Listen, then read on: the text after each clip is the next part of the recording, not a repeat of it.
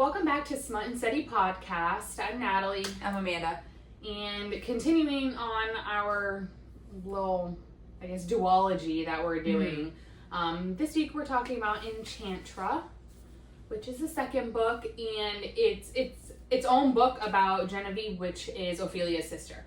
So you still get like Ophelia and you still get Salem or Blackwell a little bit, but this is Genevieve's like own story, so we're just gonna read the back and talk about it and hopefully not get off topic like we did the last. Yeah. No promises. Alright, so welcome to Enchantra. There's only one rule: never ever trust your heart. When Genevieve Grimm's mother dies, she's left with questions no one can answer until she receives an invitation to Enchantra, a cursed palace in Italy. Yes. You know, love Italy here. Frozen in time. Through denied entrance by sinfully handsome yet hostile Rowan Silver, Genevieve finds herself her own way in and soon realizes her mistake. For Enchantra is a twisted labyrinth where Rowan and his 6 siblings are trapped in a deadly game at the mercy of a twisted devil and his ghastly spectators. Only one occupant of the house can survive. Genevieve now must win or die. Rowan warns her that he's the deadliest of the Silvers, that he always wins, that her only chance is to compete as his wife, so they must convince her audience they're desperately in love. And while Genevieve's willing to do whatever it takes to survive, she also knows she can't trust Rowan, that the desire running between them is a lie. After all, it was Rowan who taught her Enchantra's first rule: never ever trust your heart. It's a good one. Oh, it's a good one. Yeah. I mean, I just really love off the bat, like, this bitch was like, all right, I'm going to Italy. She went to Italy. Good for her. Who wouldn't?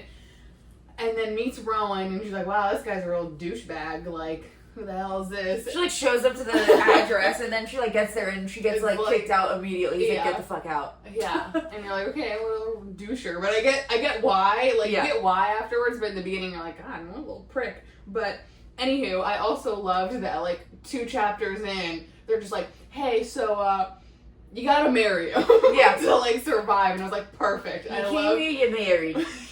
You're married. So I love that because I was like, perfect. Let's just start off. Like, I know exactly what's going on. Yeah, here. if that ain't some mafia, like, you marry or you die. You know? Like, that just... And I mean, luckily for her, she's marrying the baddest Silver there is, Mr. Rowan. Yeah.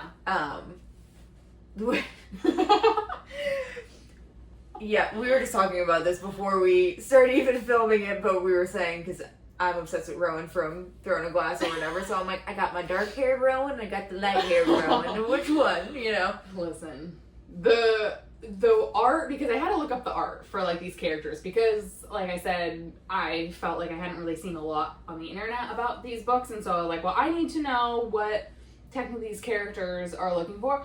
Listen, Salem's handsome, but Rowan in this book, 10 out of 10 with his dark features and his, like, piercing. I'm just like, Love it. Yeah, I was like, he was, like, dark haired, and you're like, oh, like, you know, what a nice looking man. And then you're like, this one, and you're like, that guy will fuck you up. Yeah. Like, in a good way. It's so weird too, because, like, this book is just kind of like Phantasma, where it's like a game, and, like, the king or the devil or whatever, he puts this thing on every year. And it's just crazy to me because it's literally all the siblings, like, fighting to, like, they're, like, killing each other. Not like, I mean, obviously they come back because they came. They're still there. Yeah, they're still there, but I couldn't imagine even knowing. Yeah.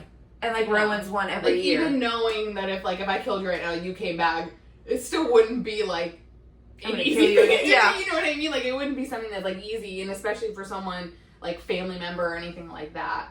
And, like, obviously she's new to the thing, so everybody, that's their target. Yeah. They're like, oh, well, we're going to kill her. She's, like, a mortal human being, you know? Yeah, who doesn't, she didn't have any, like, you know. Yeah. Like, even though powers or, you know. This book or whatever was so annoying because they, well, in a good way, but the part where they're pretty much, they give her, like, that drink or whatever, and the drink, like, makes you, like, horny, I guess, or whatever, and then her and Rowan start, like, making out, and then all of a sudden he's like, no, I can't do this. Yeah, what? I can't do this. And you're like, what? He's like, I can't do this. And then she walks in on him like almost fucking another bitch. And it's like, what? My man. I know he's so mad. And she like walked in, his hands were tied to the bedpost. I was like, what are we doing here, folks? Like, what's going on? Well, I guess they weren't really like fucking. They weren't. The other woman was tying him to his bed so he couldn't go and fuck Genevieve. But like, come on. Yeah, just do it. With his hands tied to the bed, she could have took advantage of him. I know, that's what she just should have done. She should have just been like, you just lay there, I'll do it. Like, it's fine. Wow, we sound fucked up. This is just for reading purposes. None of this is real, okay? It's fine. But I hate that though. I hate especially when it's like the close proximity, you give us a tease, we want a little bit more, they have sexual tension, they have good banter, like you know that they want each other, and then obviously like the devil gives something where everyone's like really horny and there's like orgies and all this stuff like going around because you're in hell. And you know, because that's I guess like a thing. That's what they do down there, you know. They do in hell. I don't know.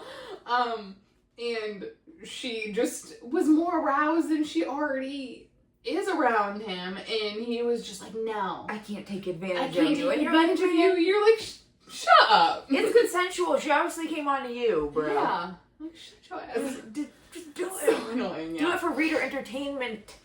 I know. Like, so many fucked up things happen in this book, but you can't touch her. Mm. But you're gonna kill your brother. I'm confused. Yeah, you're fine with killing your brother. Like, okay, whatever. I mean, we eventually got, you know. Yeah, we got the smut that we were looking for, but with due time. It would have just been really good there, because the scene that it leads you into, you're just like, oh my god, it's gonna happen. It didn't. And then you're like, okay, bro. And then she was like upset, and then she's like, oh, I don't really know, I don't have a right to be upset, but like I am pissed off. And then he's like, this isn't what it looks like. Yeah. It's not what it appears. But no, this book was also really good. Yeah, and I mean, obviously, again, it ended happily.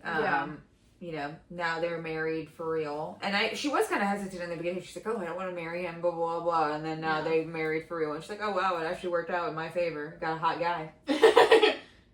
Yeah, it wasn't and like I survived he was, like, the ugly, game. you know? Yeah. If the guy was, like, super ugly and, like...